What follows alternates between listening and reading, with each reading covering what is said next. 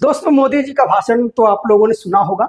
मोदी ने कहा है कि 1 साल तक सोना न खरीदे, पेट्रोल डीजल की खपत न करें, विदेश यात्रा न करें, वर्क फ्रॉम होम को बढ़ाएं और खाने के तेल को कम करें। तो दोस्तों, ये सवाल मोदी जी तब कर रहे हैं जब देश जो है अपनी आर्थिक स्थिति से जूझ रहा है। देश में व्यापक रूप से बेरोजगारी है, महंगाई है और सरकार का ऐसा कदम लोगों के मन में एक संदेह उत्पन्न कर रहा है कि क्या देश वित्तीय आपात की तरफ बढ़ रहा है। दोस्तों, संविधान में 3 प्रकार के आपातकालीन की व्यवस्था बताई गई है। आर्टिकल 352 के तहत राष्ट्रीय आपात, यानी कि जब हमारा किसी देश से युद्ध होता है तो उस समय राष्ट्रीय आपात घोषित कर दिया जाता है। जैसे कि 1975 में इंदिरा गांधी की सरकार ने राष्ट्रीय आपातकाल लगाया। उसके बाद राष्ट्रपति शासन आता है आर्टिकल 356 के तहत, यानी कि जब किसी राज्य में बहुमत प्राप्त नहीं होता है या वहां का विधानसभा भंग हो जाता है अथवा वहां पे शासन फेलियर हो जाती है, वहां पे ज्यादा अपराध बढ़ जाता है, तो राष्ट्रपति या राज्यपाल वहां पे स्वतः शासन करते हैं, उसी को कहते हैं राष्ट्रपति शासन।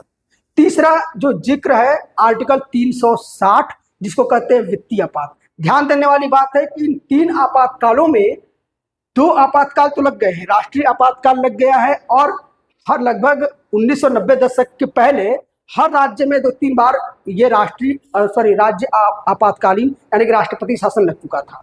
लेकिन वित्तीय आपात भारत में कभी नहीं लगा। वित्तीय आपात का मतलब क्या होता है कि भारत के पास अब उतने पैसे नहीं हैं कि वो देशों से विदेशों से व्यापार कर सके, और यह तब होता है जब फिजिकल डिफिसिट बढ़ जाता है।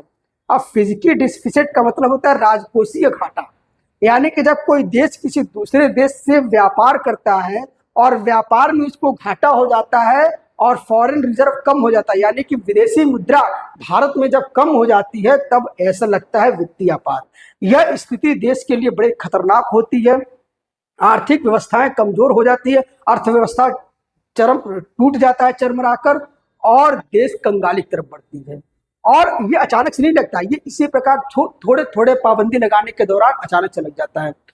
अब देखिए दोस्तों, जब से मोदी जी ने इस प्रकार के अनाउंसमेंट किए हैं कि देश में 1 साल तक सोना न खरीदे, विदेशों से विदेश न जाए, तो हम यह मान सकते हैं कि देश अब जो है वित्तीय आपात की तरफ बढ़ रहा है। यानी कि वित्तीय आपात का मतलब क्या होता है कि देश के पास अब फॉरेन रिजर्व नहीं बच रहे हैं या देश के पास अब उतने पैसे नहीं बच रहे हैं कि देश अपनी आर्थिक जरूरतों को पूरा कर सके। तो देखिए दोस्तों, सरकार का कहना तो ये सही है कि ठीक है, इस समय आप ये सारी चीजें ना करें, लेकिन सवाल आपसे है कि क्या ये सारी जो जिम्मेदारी सरकार ने दिया है वो क्या सिर्फ जनता के लिए है, नेताओं के लिए कुछ नहीं है।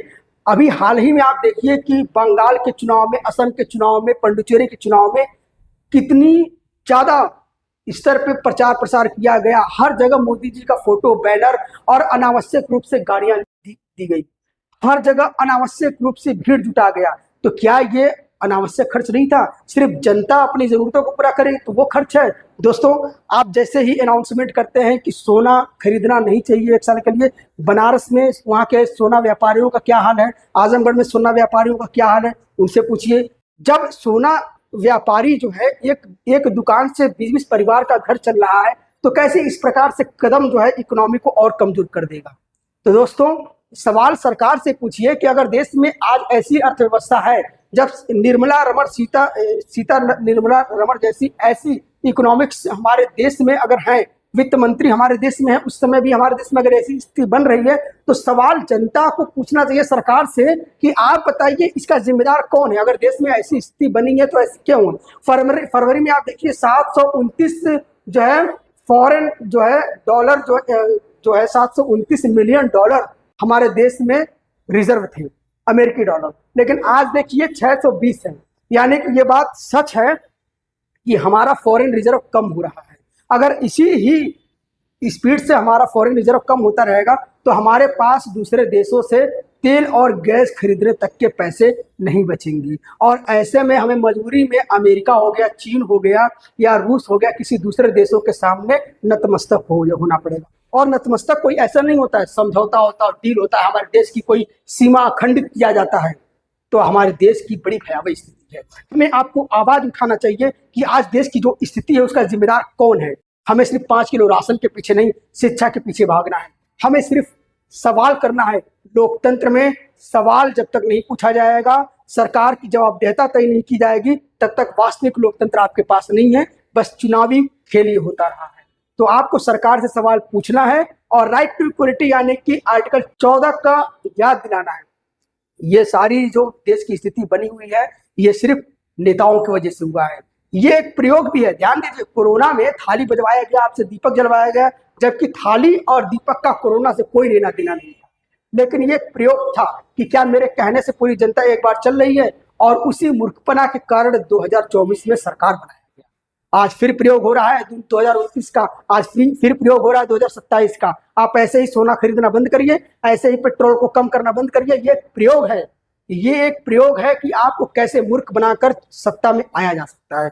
लेकिन दोस्तों, इस देश की लोकतंत्र को बचाने की जिम्मेदारी सिर्फ नेताओं की नहीं है, इस देश की अर्थव्यवस्था को बचाने की जिम्मेदारी सिर्फ जनता की नहीं है, सिर्फ नेताओं की नहीं, ये हम सबकी है। तो हम सबको मिलकर आवाज उठाना चाहिए और मोदी सरकार से सवाल करना चाहिए कि आप बताइए कि आज देश की स्थिति ऐसी क्यों है, और अगर ऐसी स्थिति बनी है तो आपके तरफ से क्या प्रयास किया गया। जनता ही क्यों सारा प्रयास करे। आप अपने खर्च क्यों नहीं कम करते, आप अपने विदेशी दौरा क्यों नहीं कम कर सकते हैं, आप अपनी लग्जरियस लाइफ को क्यों नहीं करते हैं, क्योंकि जब तक सवाल आप नहीं पूछेंगे तब तक आपका लोकतंत्र नहीं बचेगा, तब तक आपका संविधान नहीं बचेगा। आप इस वीडियो को शेयर करिए और हर उस वर्ग के पास पहुंचाइए जो आज गरीबी, बेरोजगारी, महंगाई और तंगी से झेल रहा है। थैंक यू मेरी। जय हिंद।